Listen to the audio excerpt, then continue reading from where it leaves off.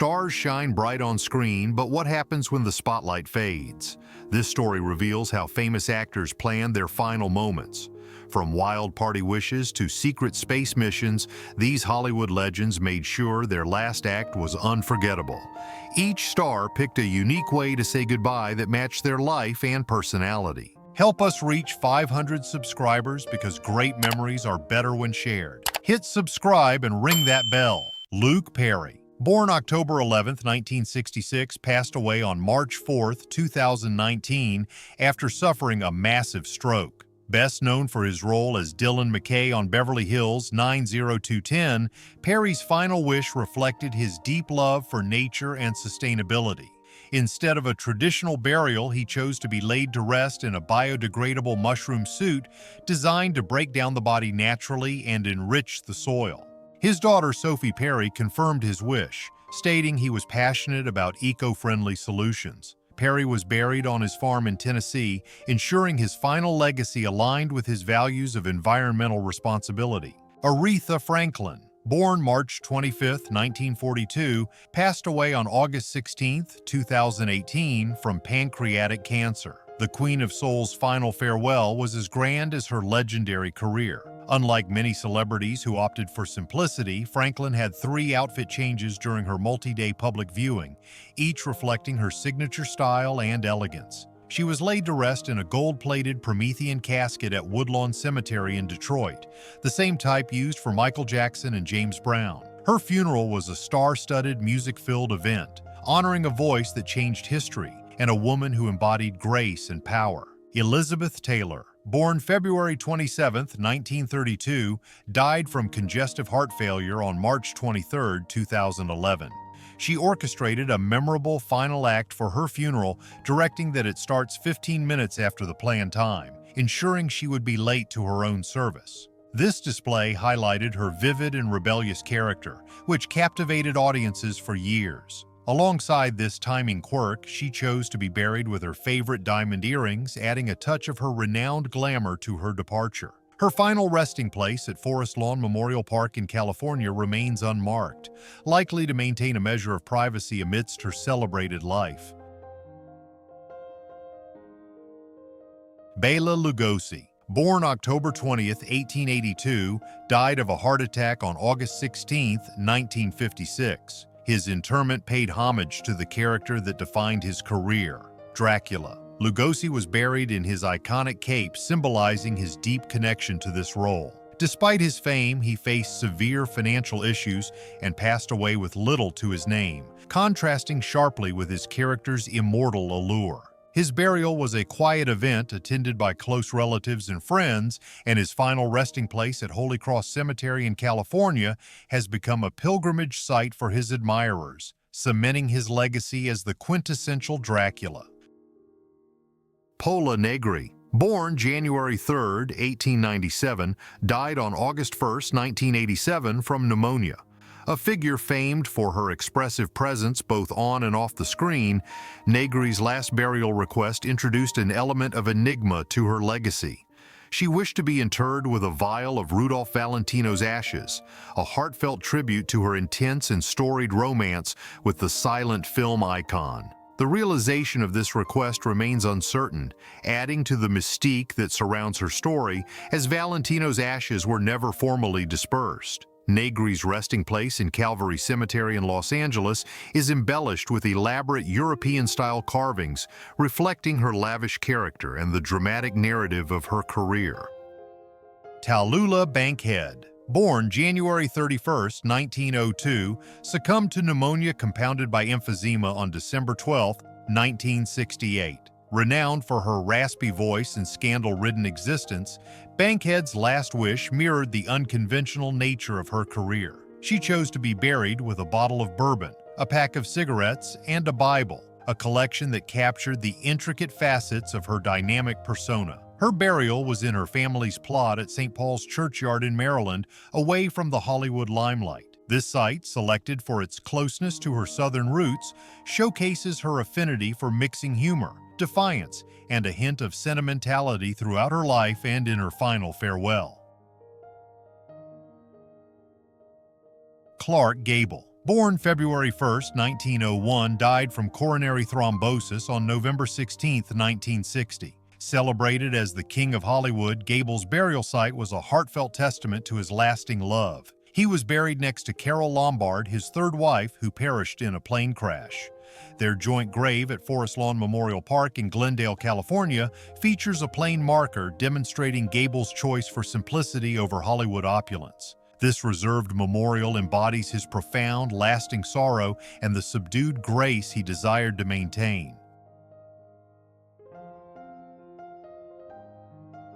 Errol Flynn, born June 20, 1909, passed away from a heart attack on October 14, 1959. Known for his heroic film roles, Flynn's final wish to have a statue of a woman symbolizing his appreciation for beauty and pleasure was not realized. Instead, Flynn rests under a modest marker at Forest Lawn Memorial Park, Hollywood Hills. This disparity between his vibrant existence and the simplicity of his grave underscores the intriguing duality of his character. Jean Harlow, born March 3, 1911, died from kidney failure on June 7, 1937, at just 26 years old. The iconic blonde star of Hollywood was buried as she desired, in a white gown amid white flowers within a white marble crypt. Her burial site at Forest Lawn Memorial Park in Glendale epitomizes her wish to be remembered as a radiant and untarnished figure, a stark contrast to the controversy and sadness that marked her brief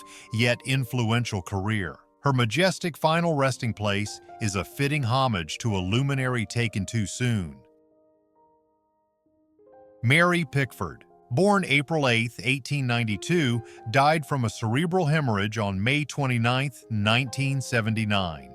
Celebrated as America's sweetheart, Pickford chose her final resting place to reflect her strong family ties and her carefully curated legacy. She was buried in the Garden of Memory at Forest Lawn Memorial Park in Glendale, California, next to her mother and siblings. This peaceful and private section of the cemetery underscores her dedication to her family, showcasing the personal values she cherished amidst her vast popularity. Her crypt, marked America's Sweetheart, mirrors the contrast between her public success and private challenges.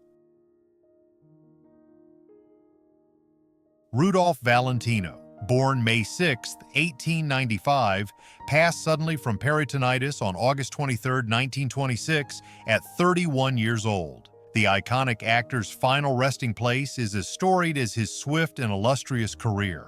Valentino rests in a crypt initially lent by a friend at Hollywood Forever Cemetery, now a permanent and cherished site. This crypt has become a pilgrimage destination for fans, enchanted by the tale of the Lady in Black, who annually leaves a red rose there. His grave embodies the enduring fascination and poignant romance that marked his life and career. Greta Garbo, born September 18, 1905, died on April 15, 1990, due to pneumonia and renal failure. The reclusive star expressed a final wish that upheld her lifelong quest for privacy. Opting for cremation, her ashes were laid to rest in Skogskyrkogården, a peaceful cemetery in Sweden, a significant distance from the glitz of Hollywood. This serene resting place, a UNESCO World Heritage Site, aligns perfectly with Garbo's desire to return to her roots and retreat from public attention. Her simply marked grave offers a modest homage to one of Hollywood's most elusive and intriguing figures.